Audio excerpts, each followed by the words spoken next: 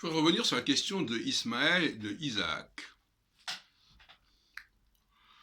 Bon, j'ai écouté pas mal d'émissions ces derniers temps à ce sujet, notamment avec Youssef Indy, etc. et autres. Et je crois qu'il faut avoir une approche critique de ces questions. Il y a plusieurs grilles de lecture qui sont indispensables pour comprendre ce qui est narré dans le livre de la Genèse et notamment aussi dans le livre des Nombres. D'une part, une approche, je dirais, marxiste, c'est-à-dire qu'il y a une lutte des classes, visiblement, entre les opprimés et les dominants, entre le frère cadet et le frère aîné, on le voit constamment. Et deuxièmement, il y a cette question d'Ismaël et d'Isaac qui est directement liée à ce problème.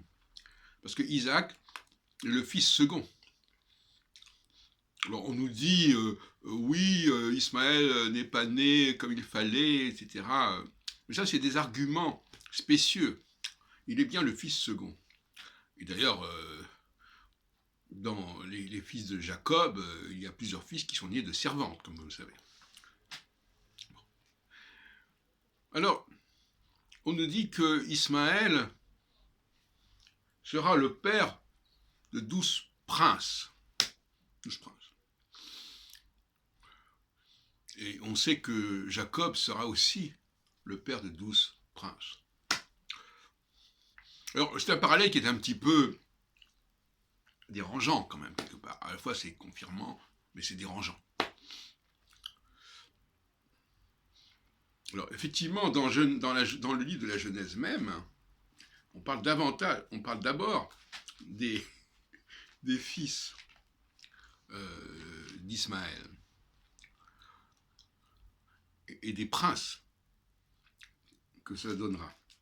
Alors, je lis le passage.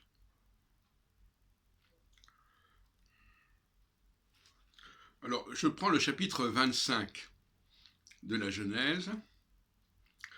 Ce sont les fils d'Ismaël, et ce sont leurs noms d'après leur campement temporaire et d'après leur campement permanent.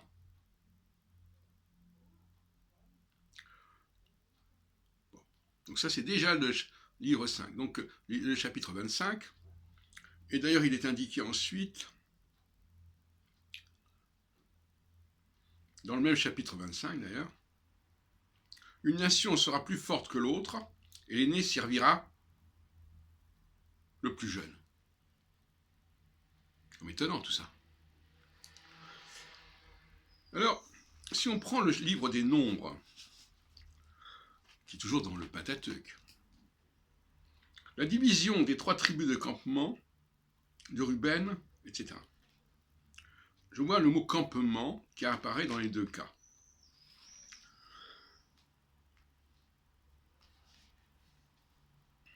Je relis 25, Genèse 25. D'après leur campement, je lis Nombre, pour Jacob cette fois-ci, la division des 3 tribus de campement de Ruben, etc., etc. On voit bien que tout ça est calqué. Il ne faut pas être extraordinairement malin pour le penser. Donc, nous avons là donc 2 phénomènes. D'un côté, la question de l'aîné et du cadet, qui est abordée déjà dans le chapitre 25 de la Genèse, et de l'autre, l'alignement de la descendance d'Ismaël et de celle de Jacob. Dans tous les deux cas, dans les 2 cas, nous avons 12 tribus, 12 princes et des campements. C'est tellement proche que c'est quand même un peu maladroit. Donc ça peut, voilà, des analyses qui peuvent gêner certains exégètes qui suivent des méthodologies un petit peu plan, si on peut dire. Mais en fait, qu'est-ce qu'il faut tirer de cela? D'abord, alors c'est peut-être un peu compliqué. D'abord, premièrement, ne commençons pas à dire Dieu a dit ceci, Dieu a dit cela. Il s'agit de textes qui racontent des choses et qui mettent ça sur le compte de Dieu. Je ne dis pas que Dieu n'existe pas, mais il ne faut pas non plus prendre les choses trop à la lettre. D'autre part, il faut savoir que les textes ont pu être remaniés, manipulés, etc. Ça, c'est une évidence. J'ai déjà expliqué que la tribu le royaume d'Éphraïm, le royaume du nord, à la mort de Salomon, par opposition au royaume du sud, celui de Juda, c'est aussi le royaume de Joseph par rapport à Juda, et Joseph est un puits-né par rapport à Juda. D'ailleurs, le mot Joseph veut dire celui qui est ajouté. Bon. Oseph, vous savez, l'addition, l'ajout. Et par conséquent, il est probable que la rédaction que nous avons de l'Ancien Testament, pour l'Ancien Testament, bon, ça ne veut pas grand-chose. Le titre renvoie à l'Ancienne Alliance, enfin, on l'emploie comme ça couramment. Mais l'idée, c'est que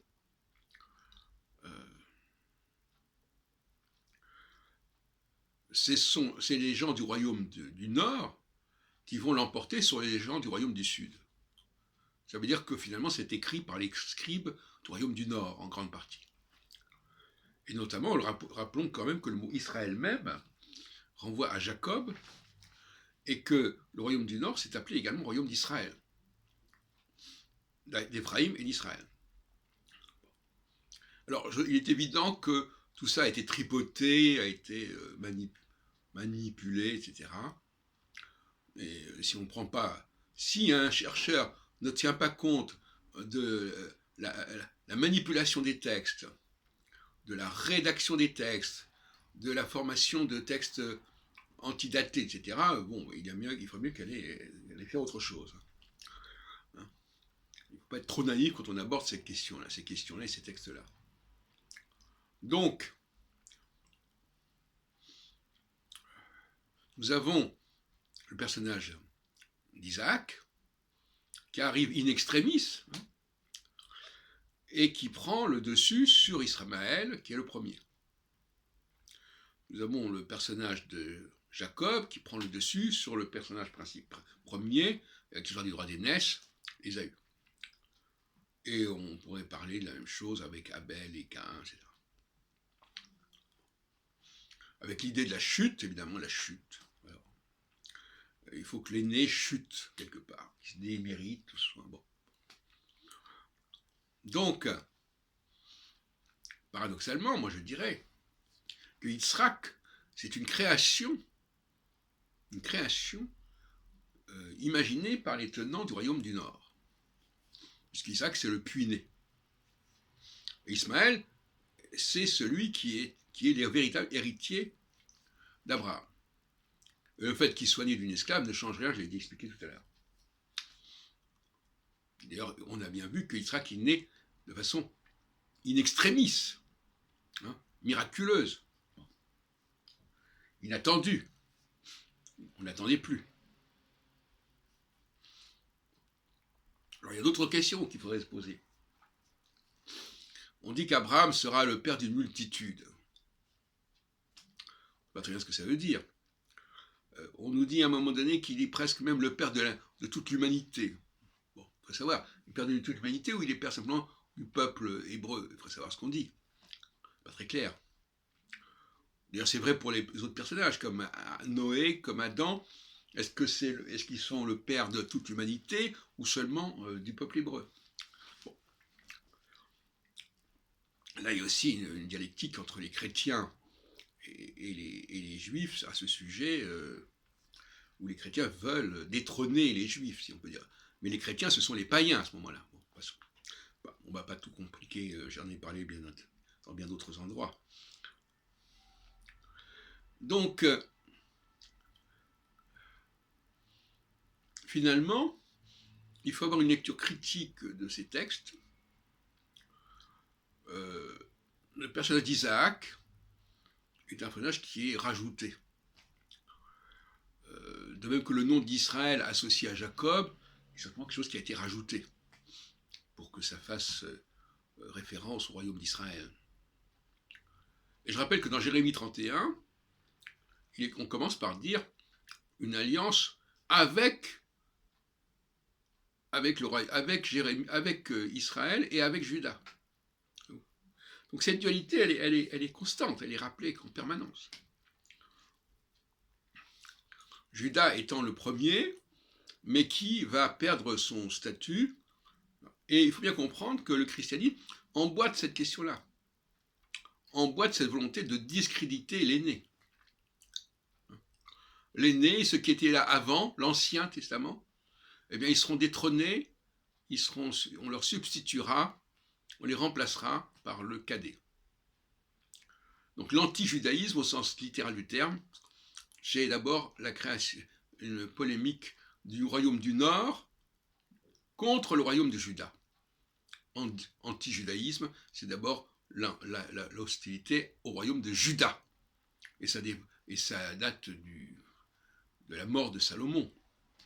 Parce que lorsque Salomon meurt, il y a sécession du royaume du Nord, une sécession de ce qui va s'appeler le royaume du Nord plutôt, par rapport au royaume du Sud. Voilà.